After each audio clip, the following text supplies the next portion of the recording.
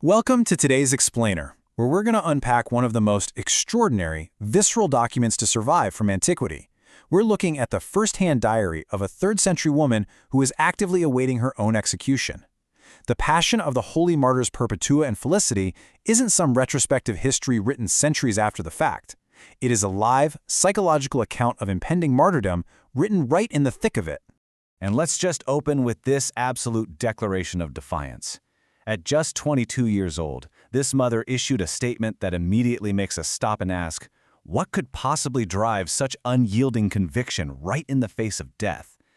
Because when she was heavily pressured to simply deny her identity to save her own life, Perpetua completely refused to bend.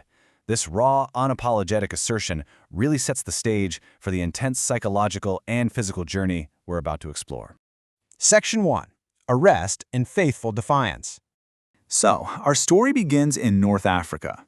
The Roman Empire's dragnet has just pulled in a small group of believers, and our central figures here are Vivia Perpetua and Felicitas. Perpetua was a respectably born, liberally educated noblewoman who actually had an infant at her breast at the time. Felicitas was a fellow prisoner, an enslaved woman who was 8 months pregnant when she was arrested. Now, despite the massive, rigid social divides of the Roman world, these two women were bound tightly together by their shared arrest and their absolutely unshakable resolve. Now, here's a crazy detail. These prisoners were only catechumens. That means they were essentially entry-level students of the faith when the Roman authorities came knocking. They literally hadn't even been formally baptized yet. They ended up receiving their baptism in this tiny, narrow window of time between their arrest and being thrown into a dark dungeon. And when they did, they reportedly asked the waters for nothing but the bodily endurance to survive what was coming. Right off the bat, we see this heartbreaking ideological clash. There is an agonizing contrast between Perpetua's earthly father and her newfound faith. Her father comes to her repeatedly. He's throwing himself at her feet, kissing her hands, practically begging her to renounce her faith just to spare his gray hairs and save her infant son. But Perpetua uses this simple, completely unyielding logic. She points to a water pitcher sitting there and asks her father if it can be called anything other than a pitcher. When he obviously says no, she replies, "Well, neither can I call myself anything else than a Christian." Section 2. Motherhood in a Dungeon. Moving beyond the ideological debates, the day-to-day physical realities of being a mother in a Roman prison were horrific. We're talking overwhelming heat, rough treatment by the guards, and just suffocating, terrifying darkness. But her diary records this incredible shift. Initially, she was terrified by the pitch-black conditions and completely distressed with anxiety for her starving baby. But eventually, arrangements were made so her infant could stay in the dungeon with her to nurse. And the moment she could fulfill her role as a mother, her anxiety lifted. She writes that the dark dungeon miraculously transformed into a place of comfort, literally feeling like a palace. Now for Felicitas, the tension was entirely different, but just as extreme. You see, Roman law actually forbade the execution of pregnant women. So as the day of the arena games approached, she was terrified she was going to be left behind while the others were martyred. After intense prayer, she goes into agonizing labor and delivers a baby girl at 8 months right there in the squalor of the prison. When a jailer mocks her, asking how she's possibly going to face wild beasts if she's groaning so much just in childbirth, Felicitas boldly fires back. She tells him that while she suffers alone right now, in the arena, another will suffer for her. Section 3. Visions of the Ladder. This is where we get into the most fascinating psychological elements of the text, her dream states. Perpetua begins to experience these profound, highly symbolic visions.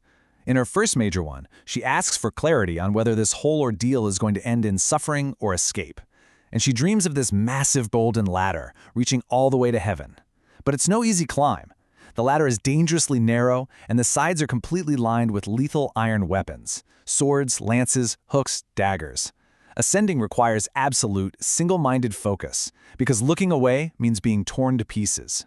It gets wilder. At the base of this ladder crouches a massive dragon trying to terrify them. Her fellow believer, Saturus, leads the way up, and Perpetua actually steps directly on the dragon's head just to reach the first rung. Once she makes it to the top, she enters this immense garden and meets a towering, white-haired shepherd milking sheep. He welcomes her, hands her a sweet morsel of cheese, and thousands of white-robed figures all say Amen. She wakes up still tasting that indescribable sweetness in her mouth. For Perpetua and her brother, the message was crystal clear. Martyrdom was certain, and they needed to completely abandon all hope in the earthly world. Section 4. Battles in the Spirit. As the actual day of execution draws closer, her visions shift from this ethereal, heavenly ascension to direct, brutal combat. It's like her mind is preparing her for the physical violence ahead. She documents a surreal dream where she is led to the amphitheater, but instead of wild beasts, she faces a horribly intimidating Egyptian gladiator. In the dream, she's stripped down, covered in oil, and literally transforms into a man. She violently wrestles this massive gladiator in the dust, eventually lifting him up, striking his face with her heels, and crushing his head underfoot to win a green branch of golden apples. Following that victory in her dream, she marches gloriously toward the Sana Viviarian Gate. For context, that's the Gate of Life, an exit specifically reserved for surviving or victorious gladiators in the Roman arena. This specific dream was a huge turning point. It assured Perpetua that while she was definitely going to face physical death in the real arena, her true battle was a spiritual one. She realized she wasn't really fighting beasts, she was fighting the devil. And in that spiritual arena, she was guaranteed ultimate victory. Section 5. The Carthage Arena. Okay, now we have to snap out of the mystical dream world and face the agonizing, physical climax of the story. The first-hand diary entries actually stop here, and an eyewitness narrator takes over to document the final exhibition. We have to remember to ground this narrative. These profound spiritual experiences were counting down to a very real, politically motivated event. This wasn't happening in a vacuum. These executions were scheduled as violent, public entertainment to celebrate the birthday of Gaius Caesar. The majesty of their heavenly visions was crashing headlong into the brutal reality of Roman imperial blood sport. And this happened in a real, physical place, the Carthage amphitheater. The narrator tells us the martyrs marched from the prison to this arena joyously. Even right at the threshold of death, they kept up their defiance. When the Roman guards tried to force the men to wear the robes of the priests of Saturn and the women to dress as priestesses of Ceres, Perpetua vehemently refused. She argued that they were giving up their lives specifically so their personal liberty wouldn't be restrained. And remarkably enough, the Roman tribune actually yielded. They were allowed to enter the arena as themselves. The horrifying events of the exhibition followed swiftly. The men were forced to face a leopard, a bear, and a wild boar. The women, Perpetua and Felicitas, were stripped, enclosed in nets, and violently tossed by a mad cow. But even after being thrown brutally to the ground, Perpetua's very first instinct was to adjust her torn tunic to cover herself, prioritizing her modesty, before quickly getting up to help Felicitas to her feet. Later on, Saturus receives what the bloodthirsty crowd mockingly calls a second baptism when he's completely bathed in blood from a fatal bite by a leopard. After somehow surviving the wild beasts, the bruised and bleeding martyrs are lined up for the sword to finish the spectacle. They share one final kiss of peace.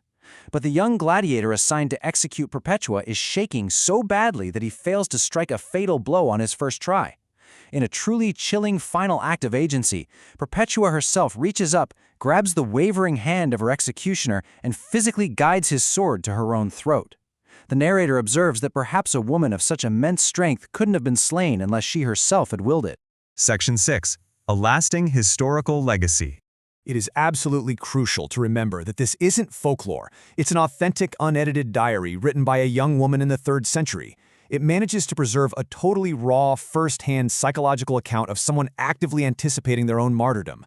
Think about it. The physical Roman Empire that executed these people has completely crumbled into ruin, but Perpetua's written words, her vivid dreams, and her unyielding sense of identity, they outlasted it all.